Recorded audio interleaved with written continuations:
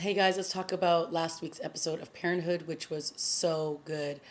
I've been saying for weeks that this Julia and Joel relationship was about to hit an iceberg, and it absolutely did.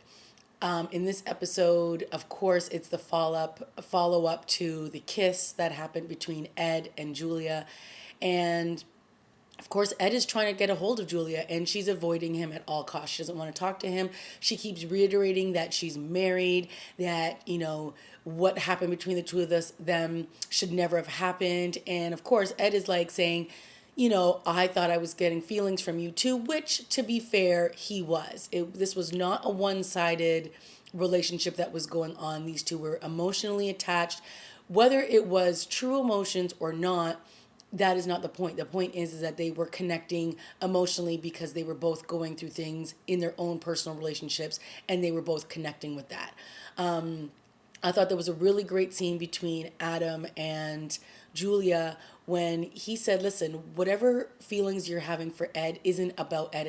It's about the feelings that you're not getting from Joel, and you need to address those before you go any further in anything. So I thought that was a really great thing to say, because that's always tends to be what happens in relationships. You think that you're creating this new relationship with somebody else, but it's the lack of what you're getting from one relationship, and you need to address that before you even think about going anywhere else.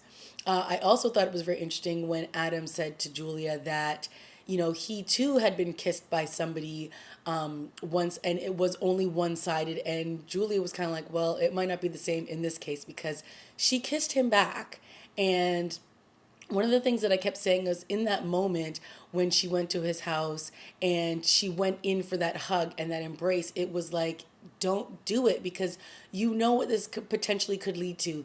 There was feelings from both sides, and it obviously went too far, and now she's dealing with the consequences. So of course they're having, I guess, this event at the school, and all the parents are going to be there, and Ed is there and he's drunk, which I didn't really like because I didn't want this to escalate because he was drunk.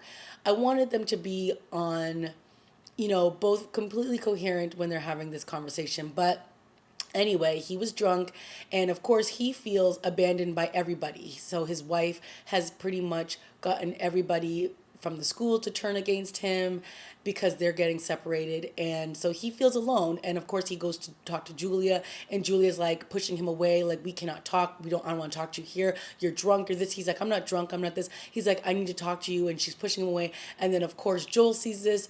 Joel comes over and it gets ugly, and he pushes Ed. Ed falls on the ground, and Joel says in front of the crowded room, stay away from my wife. So this does not end well, of course. And then Julia and Joel are outside talking, and Joel asks her point blank, did something happen between the two of you? And she denies it. She says nothing happened.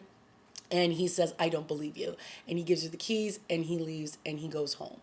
So, it's heartbreaking to see it because this has been going on for a while. And of course, it's a bunch of miscommunication between the two of them. They've been having issue with Victor, and they both didn't agree on how to handle that. They've been having issues with Joel and his boss at work, and they didn't really agree on how to handle that. So they've been, having issues that have been going back for a while. Of course, Julia quit her job, and that changed the whole dynamic within their family. And I think she's had resentment for the fact that she's been a stay-at-home mom. And so they've had a lot of issues that they haven't worked out. But, it's all coming to a head now. And the way that it ended at the end of this episode, not so good.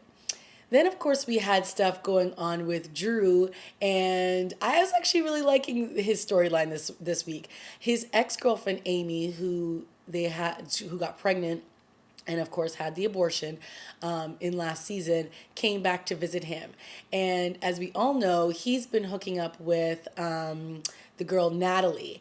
And Natalie I don't really like Natalie because Natalie's been sort of playing Drew. She's kind of hot and cold with him. When she wants to hook up, they hook up. When she's not interested, she's not interested. When she wants to go party at frat parties and hook up with other dudes, he just needs to get over that. He needs to understand that she came to school to have fun and have a good time. So he shouldn't be jealous if she's off doing her own thing. And basically he just needs to get with the program and that they're friends with benefits.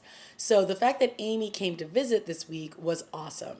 And Natalie comes in and she sees the two of them and she's immediately like, who's this? Blah, blah, blah, blah. And wants to know the information. And then, of course, when they hang out later on in the day, she's like hanging off all over Drew. She's like cuddling him and sitting in between his legs and putting her hand up on his face. And she's all like, oh, yeah, that's why we love Drew, blah, blah, blah, blah, blah.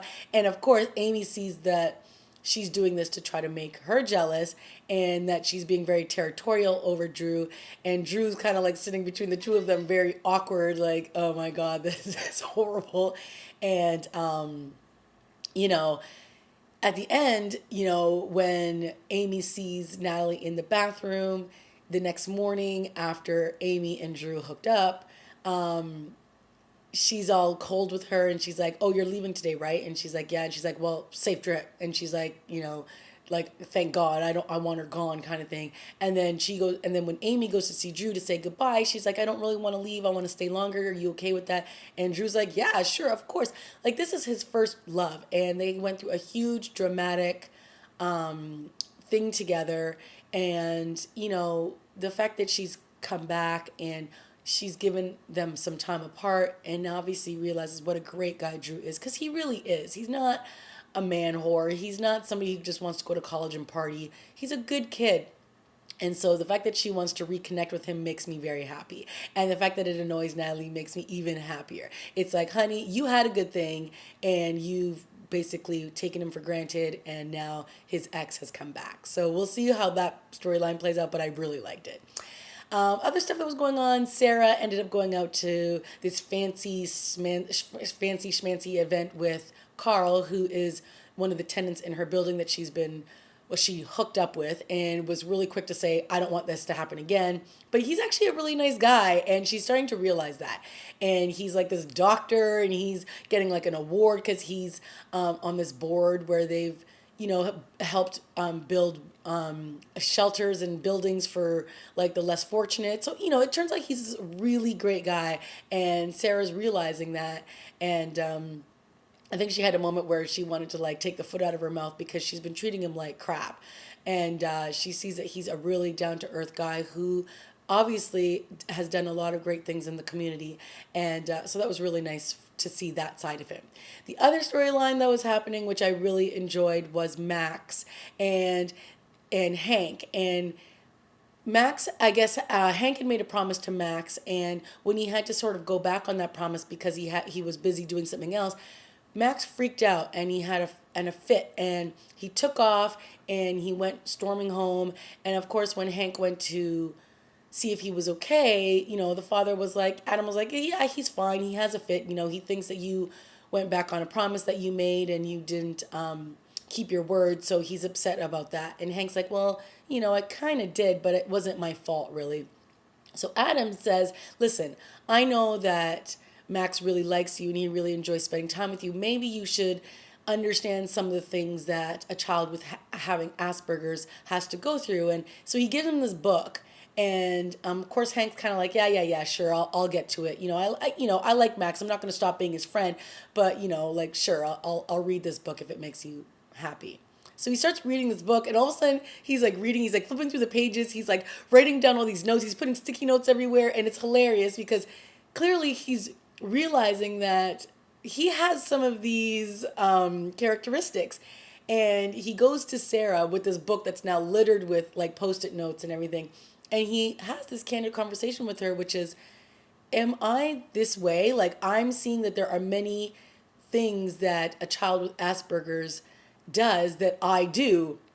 He's like, is this one of the reasons why, you know, my relationship with my wife didn't work? Is this the reason why my relationship with you didn't work? That I have like this strained relationship with my daughter? Like, is this why? Do I have Asperger's? And so he's freaking out. And Sarah's kind of like, I don't know, but maybe you should find out. And so, you know, it's this really sad and interesting realization that Hank has, that he's a grown adult that's never maybe been diagnosed with having Asperger's disease. And, you know, he has this really great scene at the end when he goes to see Max, and he basically, Max apologizes to him and he says, I shouldn't have acted that way and I apologize. And Hank's like, it's okay, I understand. And he asks him to play chess with him, and they sit down and they have this really great moment where I think Hank is seeing himself through Max, and Max is just really great that Hank still wants to be his friend. And it's like this great moment because, of course, Hank is really bad with social cues. And again, he does the same thing when he goes to see Sarah, and Sarah's like all dressed up and she's about to go on this date, and he doesn't even realize because he's like, I just want to talk about me, and he's having like this big moment and meltdown. And he doesn't even realize that Sarah's about to go out on his date, and it's just hilarious. But I thought that was a really great moment. One, to have to see Max, go through the stages of realizing that Hank is his friend and that he wants him in his life and that he apologized to him. And Hank realizing that he is more like Max than he ever realized. So we'll see where this goes moving forwards. But I thought that this was a really great episode coming back after the break. And I can't wait to see what happens next. I'm really enjoying this show. They've done a really good job in this 5th season. So can't wait to see what happens next. All right, guys, that's been my review of Parenthood. See you next week. Bye.